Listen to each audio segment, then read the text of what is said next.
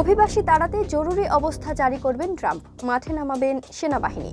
যুক্তরাষ্ট্র থেকে অবৈধ অভিবাসীদের গণহারে তাড়াতে দেশে জরুরি অবস্থা জারি এবং সেনাবাহিনী নামাতে নিজের প্রস্তুতির কথা জানিয়েছেন দেশটির নবনির্বাচিত প্রেসিডেন্ট ডোনাল্ড ট্রাম্প। 2024 সালের নির্বাচনী প্রচারণার সময় দেওয়া প্রতিশ্রুতি পূরণে এ গণবিতরণ কার্যক্রম পরিচালনা করবেন তিনি। সোমবার নিজের সামাজিক মাধ্যম ট্রুথ সোশ্যালে দেওয়া এক সংক্ষিপ্ত পোস্টে এ ঘোষণা দেন ট্রাম্প।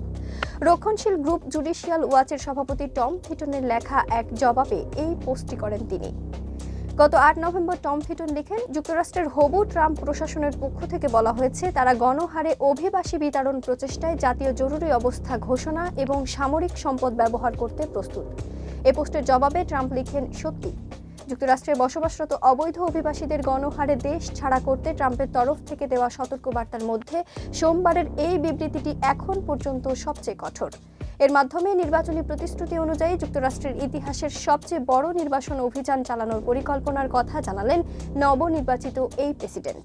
তবে ট্রাম্পের এই উদ্যোগ মানবাধিকার কর্মীদের নিন্দার মুখে পড়েছে।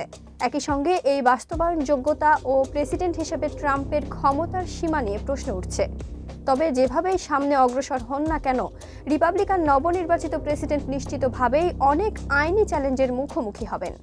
আমেরিকান ইমিগ্রেশনের কাউন্সিলের সিনিয়র ফেলো অ্যারন রেইখলিন মেলনিক সোমবার বলেন, যুক্তরাষ্ট্রের আইনে প্রেসিডেন্টরা নির্দিষ্ট পরিস্থিতিতে জাতীয় জরুরি অবস্থা ঘোষণা করতে এবং জরুরি ক্ষমতা প্রয়োগ করতে পারেন, আর সামরিক বাহিনী ব্যবহার করে বিতাড়ন কার্যক্রম পরিচালনা করা সেই নির্দিষ্ট বিষয়গুলোর মধ্যে পড়ে না।